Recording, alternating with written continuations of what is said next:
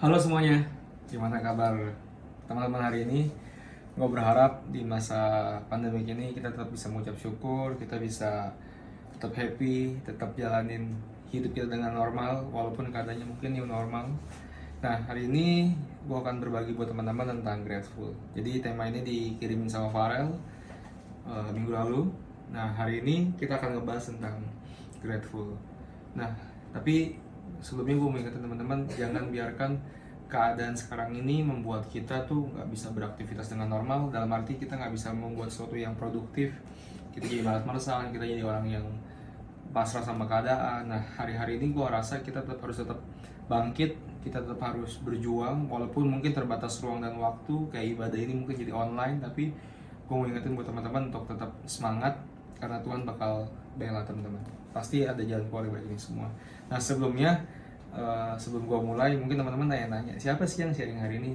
Perkenalin, gue Alvin, gue leaders dari KC.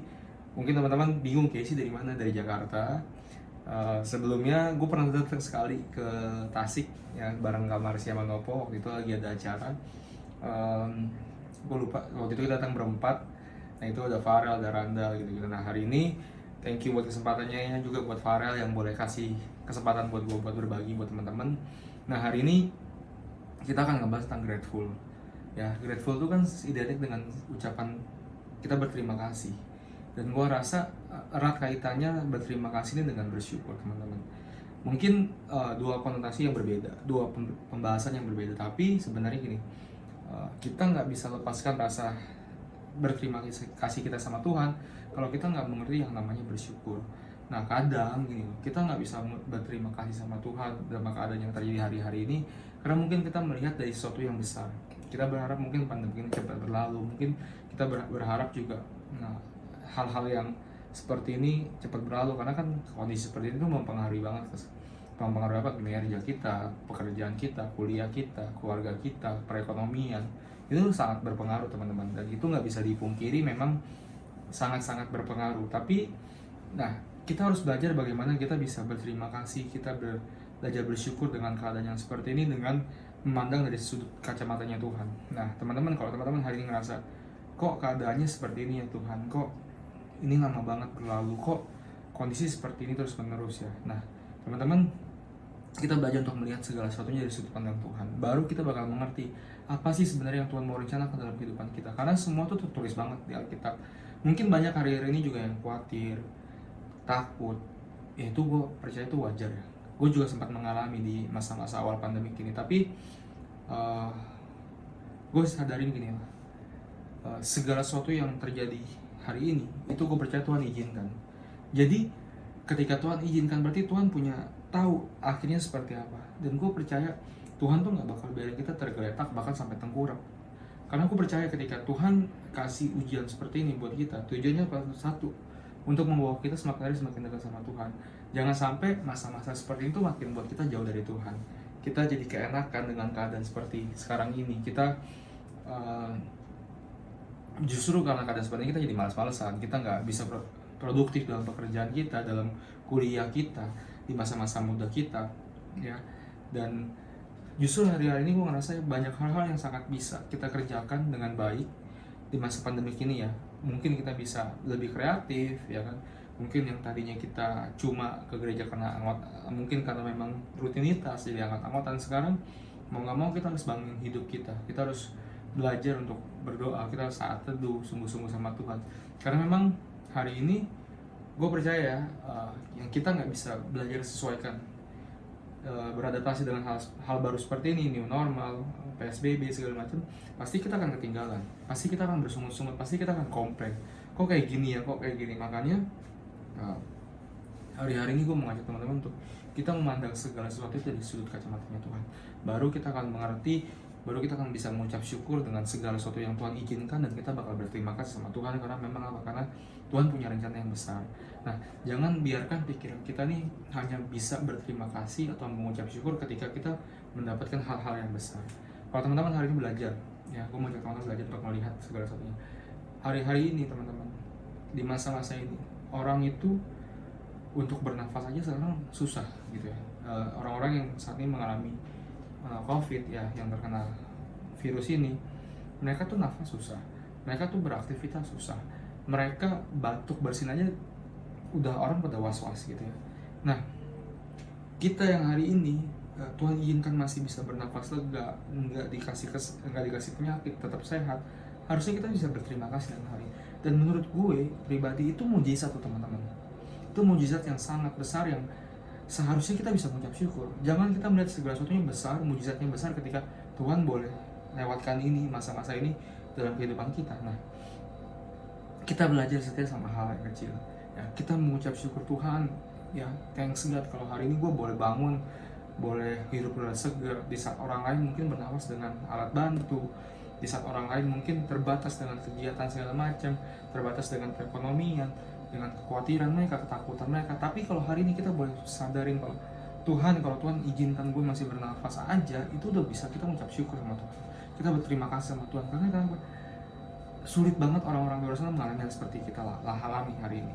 Mungkin kelihatannya, wah di lingkungan gue gak ada yang kena. Tapi percaya teman-teman, di luar sana tuh banyak banget yang kena. Banyak banget yang mengalami pandemi seperti ini. Ya, nah, gue mau ajak teman-teman dari segala sesuatunya nih, di luar sana orang banyak duit pun ya, mereka nggak bisa ngapa-ngapain teman-teman.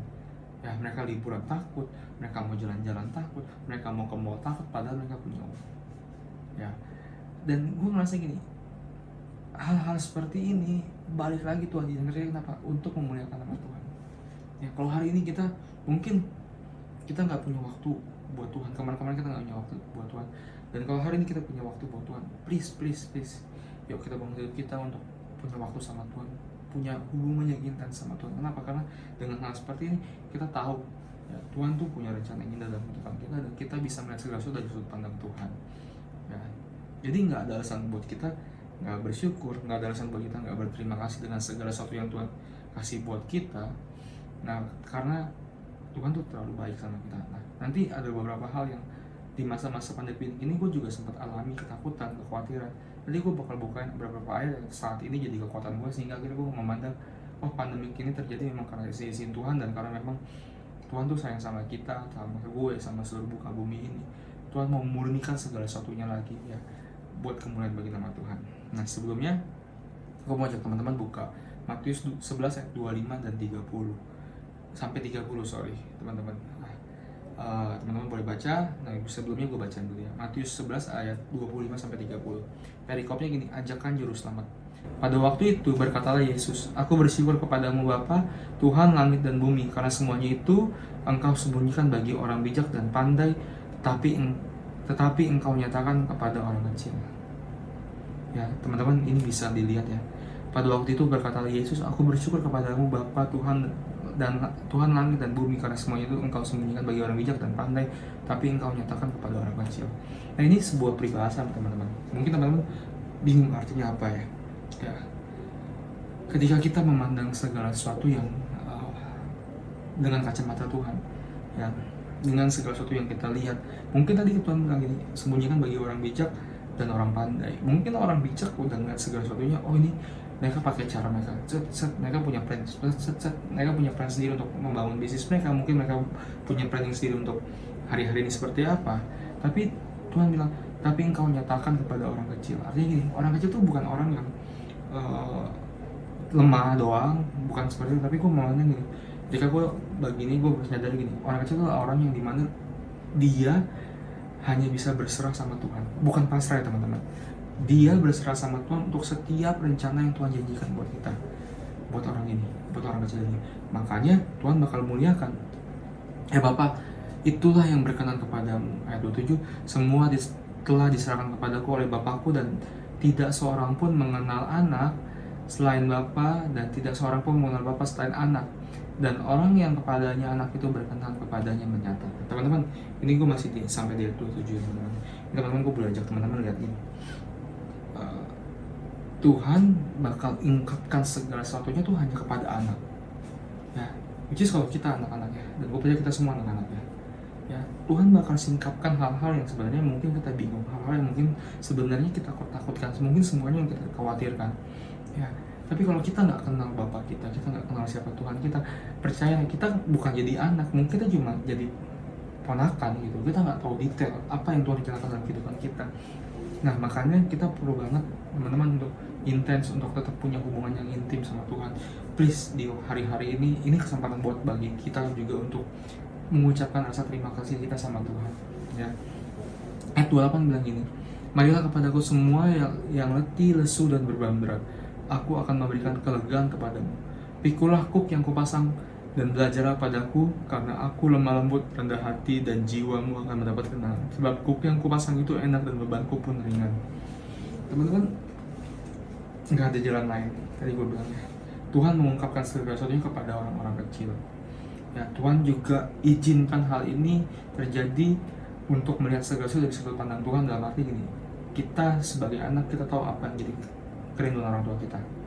Kita tahu apa yang menyenangkan hati mereka. Kita tahu apa yang orang tua kita nggak suka dari kehidupan kita. Nah makanya Tuhan ungkapkan, Tuhan singkapkan. Dan Tuhan bilang, marilah kepadaku semua yang letih, lesu, dan berat, aku akan memberikan kelegaan kepadamu. So buat hari-hari ini teman-teman yang mungkin yang khawatir, mungkin yang takut, mungkin yang bingung gimana hari depan, please, kata Tuhan, datang kepada Tuhan. Ya, Tuhan akan memberikan kelegaan kepada kita. Ya, dan Tuhan akan memberikan ketenangan kepada kita. Gue baca lagi teman-teman, kita belajar di Lukas 10 ayat 21-24. Ucapan syukur dan bahagia. Teman-teman, kalau kita bisa mengucap syukur, kita bisa berterima kasih sama Tuhan. Hal-hal yang tadinya mungkin kita bingung, mungkin kita khawatir, kita bisa belajar mengerti dari sudut pandang Tuhan. Ya, Matius 10 ayat 21-24 bilang gini, perikopnya ucapan syukur dan bahagia. Pada waktu itu waktu itu juga bergembira Yesus dalam Roh Kudus dan berkata, aku bersyukur kepadamu Bapa Tuhan langit dan bumi, karena semuanya itu engkau sembunyikan bagi orang bijak dan orang pandai, tapi engkau nyatakan kepada orang kecil. Ya Bapa, itulah yang berkenan kepadamu, sebab telah diserahkan kepadaku oleh Bapakku, dan tidak seorang pun yang tahu siapakah anak selain Bapa dan siapakah Bapa selain anak, yang kepadanya anak itu berkenan menyatakan hal itu. Sesudah itu berpaling Yesus kepada murid-muridnya tersendiri dan berkata, berbahagialah mata yang melihat apa yang kamu lihat, karena aku berkata kepadamu, banyak nabi dan raja ingin melihat apa yang kamu lihat tetapi tidak melihatnya, dan ingin mendengar apa yang kamu dengar tetapi tidak mendengarnya. Teman-teman, Tuhan ungkapkan segala sesuatunya. Teman-teman baca ayat ini, ya, kita bersyukur kita bisa melihat hal ini, pandemik ini, sebagai hal yang seharusnya membuat kita bisa berterima kasih dengan semua rencana Tuhan. Kenapa? Karena di masa-masa ini nggak terjadi di masa-masa zaman para nabi. Di masa ini kita belajar untuk benar-benar hanya berfokus sama Tuhan. Gereja sebagai media, sebagai sarana buat kita mengenal Tuhan, tapi yang terpenting adalah hubungan pribadi kita sama Tuhan. Ya, Tuhan ubah semua paradigma kita tentang gereja, tentang ibadah yang harus setiap minggu datang. Dan sekarang kita belajar, kita yang harus menghampiri hadirat Tuhan. Ya, kita datang ke hadirat Tuhan. Ya. Sekarang semua platform, semua media berjalan dengan baik, ya. Berubah caranya, yang tadinya mungkin Instagram live jarang ada, sekarang rame. Sekarang para hamba Tuhan mulai menjangkau lagi di area-area seperti itu ya teman-teman. Aku mengajak teman-teman untuk tetap balik lagi ya, ketika kita bisa melihat segala sesuatu dari sudut pandang Tuhan, kita akan mengerti apa yang terjadi dalam kehidupan kita itu bukan kecelakaan, tapi memang ada rencana Tuhan dalam kehidupan kita. Nah, hari-hari ini gue juga ngalamin teman-teman ya, di masa awal-awal pandemi ini, dari bulan Maret sampai April itu muncul ketakutan, kekhawatiran, gimana pekerjaan, gimana soal income, gimana tentang rencana tabungan gue, gitu-gitu, semua campur aduk. Gimana kehidupan keluarga gue, orang tua gue yang saat ini usaha, gitu tuh berpengaruh banget teman-teman. Nah, tapi ketika gue belajar ya tuh, gue merenung Tuhan, apa sih yang terjadi dengan hari-hari ini? Kenapa hal ini bisa terjadi? Kenapa kok gue jadi khawatir, kok gue jadi takut gitu ya? Apa karena gue kurang percaya sama Tuhan? Apa gimana? Ya, kan muncul di orang segala macam bilang, wah ini iblis kerja segala macam lah, muncul berita-berita yang gue nggak tahu kebenarannya. Tapi gini, itu boleh muncul, itu boleh hadir dalam pikiran gue, tapi gue cuma mau berserah gini, gue mau pakai sudut pandang Tuhan. Nah, akhirnya gue merenungkan teman-teman, nah, apa sih yang terjadi dengan hari-hari ini? Dan disitu akhirnya ketika gue mengerti tentang hal ini, gue mengubah segala satunya belajar dari sudut pandang Tuhan. Dan ketika gue ngalamin ini, gue belajar untuk gak bersungut-sungut, karena gue tahu segala sesuatunya Tuhan rencanakan dalam kehidupan gue, bukan karena rancangan kecelakaan, tapi karena rancangan yang Tuhan berikan buat gue, rancangan damai sejahtera dan penuh dengan harapan. Nah, ada 3 ayat sebenarnya ketika gue merenungkan hari ini, kenapa hal ini bisa terjadi ya, dan gimana respon gue sebagai anak muda, ya sebagai orang yang nggak pernah ngalamin masalah sebesar ini dalam kehidupan. Ini masalah bukan masalah pribadi juga teman-teman, ini masalah bukan masalah Indonesia doang, tapi ini masalah global. Jadi semuanya tuh ngalamin hal ini teman-teman, jadi nggak ada yang terluput. Gue pernah nonton YouTube-nya Pastor Gilbert ya, Gilbert Tumendong dengan Pak Haritanu. Dia bilang tahun 98 yang kena itu cuma para pengusaha-pengusaha. Ya tahun ini pandemi ini mencakup seluruh gitu, yang dari bawah ekonomi menengah rendah sampai paling atas semua kena. Kalau zaman dulu ekonomi menengah ke atas yang ngalamin pergolakan, tapi sekarang semua lapisan masyarakat kena. Ada yang PHK, ada yang usahanya gulung tikar, semua terjadi teman-teman. Nah, dan di situ gue lagi nih, wow, ya ini berbeda loh. Ini benar-benar kita ngalamin namanya krisis teman-teman. Tapi gue mau ngajak teman-teman untuk melihat krisis ini sebagai rancangan yang indah dari Tuhan. Ya, gue mau ajak teman-teman berpikir seperti ini. Kita buka di Yeremia 29 ayat 11. Gue bacanya teman-teman. Sebab aku ini mengetahui rancangan-rancangan yang ada padaku, rancangan apa yang ada padaku mengenai kamu, demikianlah firman Tuhan, yaitu rancangan damai sejahtera dan bukan rancangan kecelakaan, untuk memberikan kepadamu hari depan yang penuh dengan harapan. Ini Tuhan janjikan teman-teman, bukan gue yang berfirman ya, bukan gue yang berkata, tapi Tuhan bilang, sebab aku ini mengetahui rancangan-rancangan apa yang ada padaku mengenai kamu, mengenai kita. Jadi gue percaya ini semua terjadi atas izin Tuhan, tapi Tuhan gak pernah biarin kita sampai tergeletak. Tuhan gak akan biarin kita sampai benar-benar lewatin batas itu teman-teman. Ya, sampai kita gak kuat lagi. Gue percaya Tuhan ingin terjadi karena Tuhan ingin memberikan kita hari depan yang penuh dengan harapan. Yang kedua, ini jadi pemikiran gue kalau gitu. Ya, jadi gue menanami, oh ini rancangan Tuhan, rancangan damai sejahtera, bukan rancangan kecelakaan. Akhirnya gue renungin lagi apa yang sebenarnya terjadi. Gue dapet ayat ini, Roma 10 ayat 17. Jadi iman timbul dari pendengaran, dan pendengaran oleh firman Kristus. Iman akan bangkit dari firman Kristus. Teman-teman, ini gue mau bilang, jadi iman timbul dari pendengaran, dan pendengaran oleh firman Kristus. Ya, kalau hari ini tadi gue barunya relate loh, ya kan? Ya, gue bangkitin iman gue kalau hal ini, hari-hari ini terjadi. Tuhan membawa kita pada rancangan yang damai sejahtera, bukan rancangan kecelakaan. Itu gue bangkitin, iman gue bangun ya teman-teman. Mungkin khawatir, mungkin sempat bingung gimana ke depannya ya, bingung besok gimana ya, bingung bulan ini gajian dipotong apa enggak ya. Nah, itu dibangkitin teman-teman ya, baca firman Tuhan. Makanya penting banget hubungan yang intim. Nah, selanjutnya ya, iman nih benar-benar kayak sebenarnya apa sih sebenarnya iman gitu ya. Mungkin di luar sana ya beriman dong, tapi sebenarnya gini, ada hal yang penting dari iman. Kita baca di Ibrani 11 ayat 1. Iman adalah dasar dari sesuatu yang kita harapkan dan bukti dari segala sesuatu yang tidak kita lihat. Teman-teman, ayat pertama ya, iman adalah dasar dari segala sesuatu yang kita harapkan.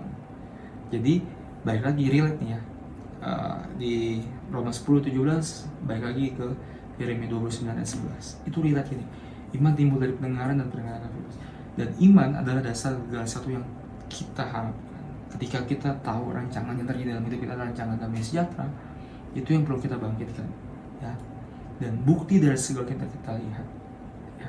Jadi kita punya vision ke depannya ya. Ini gini, bicara seperti ini, iman adalah dasar segala sesuatu yang kita harapkan ya. Kita berharap dengan sesuatu, misalkan kita berharap gue pengen menikah, misalnya gue pengen punya mobil, itu kita berharap, kita beriman.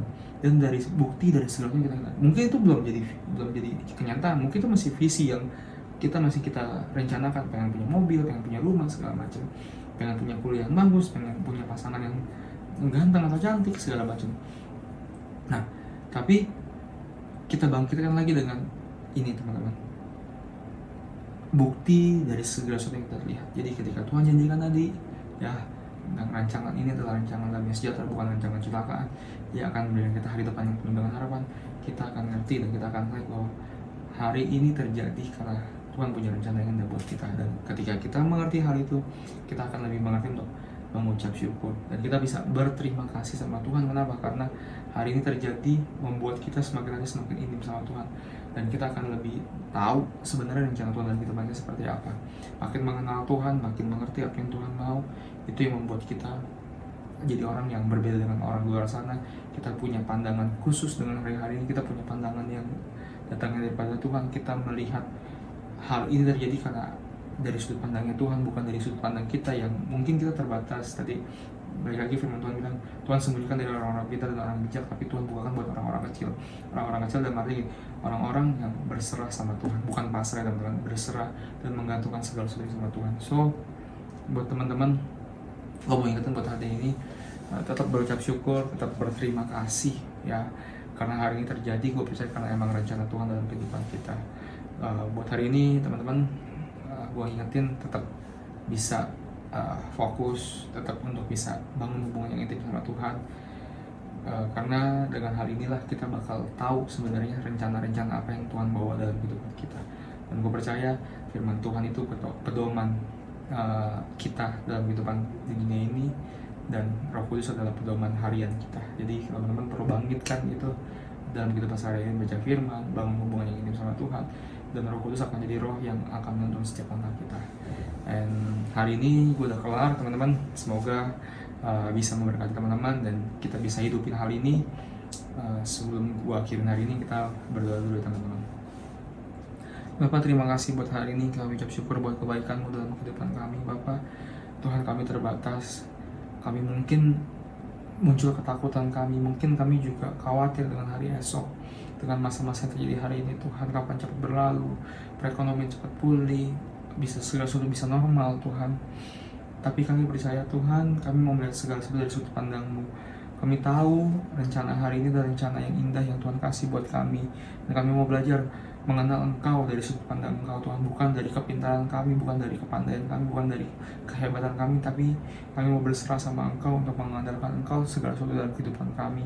Dan kami mau ucap syukur dan kami mau berterima kasih buat kebaikan-Mu dalam kehidupan kami. Terima kasih Tuhan, ajar kami jadi pribadi yang lebih baik untuk tahu dan semakin hari semakin mengenal Engkau. Terima kasih Tuhan Yesus. Dalam nama Tuhan Yesus kami ucap syukur. Haleluya. Amin. God bless you guys.